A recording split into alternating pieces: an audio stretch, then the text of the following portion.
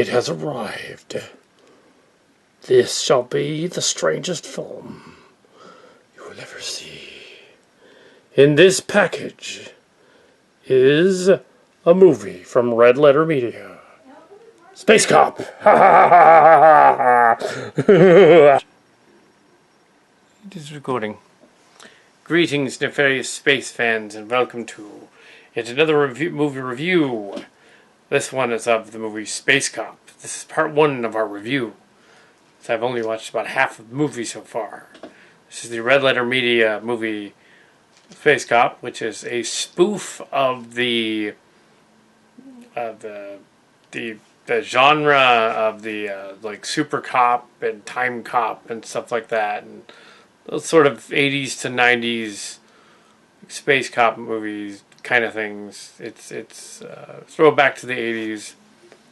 There's a cop from the future of space who is in 2058, and he chases some aliens back into time to 2007, where he inadvertently ends up staying there for 8 years until 2015, and then he basically meets up with another cop via a cryogenic freezer room that he goes into and he stumbles into, and he accidentally frees this cop from the 40s who had a brain tumor, and they don't address it again, but so far anyway. And they've revived him in 2015, and he becomes his partner. So they go to solve the crime of the mysterious gold bandit and the aliens that have been in the past for 8 years looking for their gold. The joke being they're gold diggers. But yeah,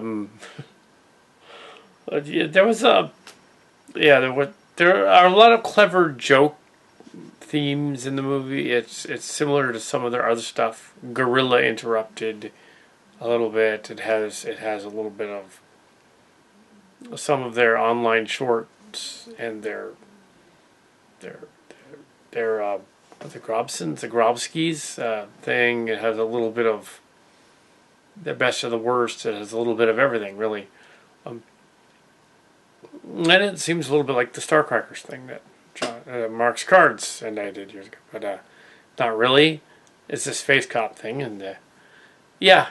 So yeah, it does seem a little like Starcrackers in that it's a low budget, medium budget space movie with space police in it, and Starcrackers is that as well. That's what they are. They're sort of a UN peace force space cops. Same idea. Well, this would be like if there was a whole ship. Whereas in Space Cop, it's one guy. Goes back in time. And what we got through so far was we got Mike Stanislaus and Jay and the whole gang from Red Letter Media as characters. We've got Rich Evans as Space Cop. Space Cop. Cop in the future of space. That kind of thing. And it's like it was playing this sort of maverick potboiler kind of guy. But so is the other guy. The other guy's the more comedic one. Stanislaus is more Space Cop's supposed to be the straight man, even though he is foolish, and he's supposed to be the outgoing one. They're supposed to be the potboiler guy. So we have the futuristic space cop guy, sort of a Buzz Lightyear type of deal, mixed in with this, but he's not hyper. It's like a reverse Buzz Lightyear, mixed in with the sort of the grungy cop potboiler. Yeah, I keep saying film noir cop, very similar to Bob Hoskins' character in Roger Rabbit, sort of playing it straight but goofy. So they at times they get out of character and they play it goofy, and but they're not. They're clearly had acting school at some point and learned how to act, but they have definitely chemistry online, or you wouldn't watch the show. So yeah, the first part of the movie so far is a series of jokes and funny parts. When they break into the cryo chamber, there's a scene in which there's all these other people are revived by accident, and this one person goes like, "Oh no, you cured my cancer!" And he's like, "No, I just accidentally let you out." He's like, he just dies. The skeleton comes out. It's all like, ah. No, they steal the watch. But yeah, the alien metal part was funny. Alien metal, you idiot! I can't figure that out. There's just some weird sort of random stuff in there. And their guest stars that they got from other critic shows and stuff are hilarious. And this one black dude, he's like the evil company guy's all, yes, we have the metal. And it's like, what? And so they have these, and the two ladies from Mess of the Worst are in it too. So that's cool. Yeah, so everybody's in it pretty much. In there somewhere. Yeah, it's so fun so far. It's funny. Yeah. Yeah. It's what it is. Theatrically, it probably wouldn't play too well in a movie theater. I don't think they intended it to, though. It goes directly to Blu-ray. And that's, yeah. It has a lot of creativity and stuff. And, yeah. Yeah.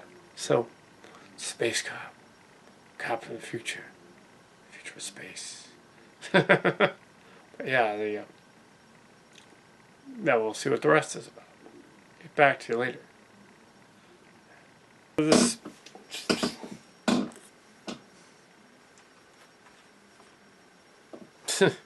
okay, this is a review, the continuation, the review of Space Cop. Just finished the last 20 minutes of the movie, which apparently it's 90. Yeah, so Space Cop also has several of those 50 stories with the end of the world and a brain in a jar. So they have that too. They have a lot of tropes in here, and of course the aliens that they kill, and also a body snatcher alien. So, body snatcher.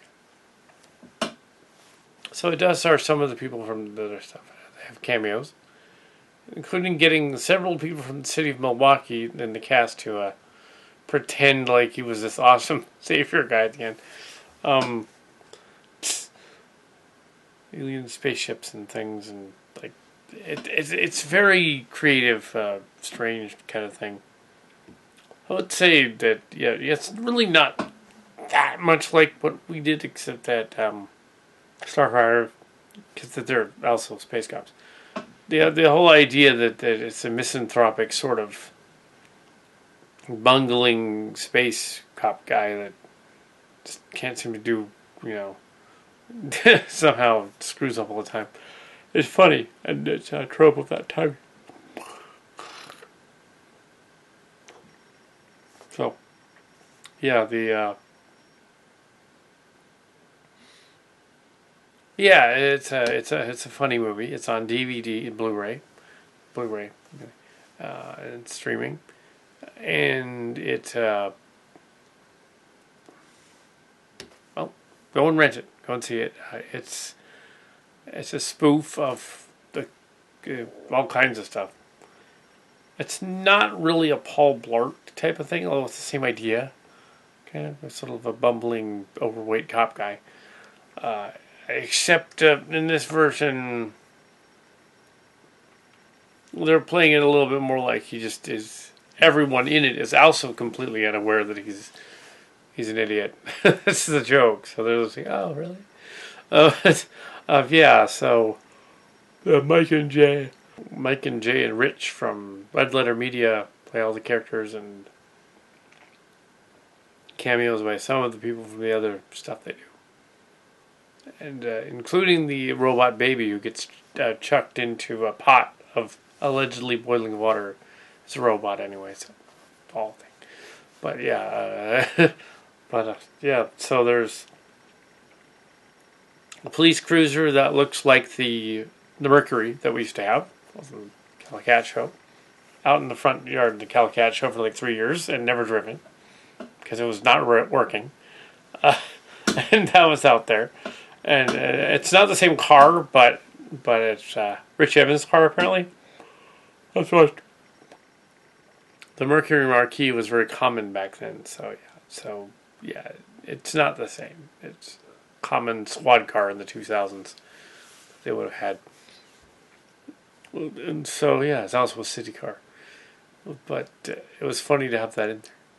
And then they might think, oh, did you actually donate your Kal Kat show car to the Red Letter Media people? No, we didn't. No, we didn't do that. We did give it away though, so maybe they sent it to Milwaukee. That'd be kind of funny. But no, I don't think they did. Anyway, Space Cop. Cop in the future. The other guys are, didn't really have a tumor, they just misdiagnosed me. Oh.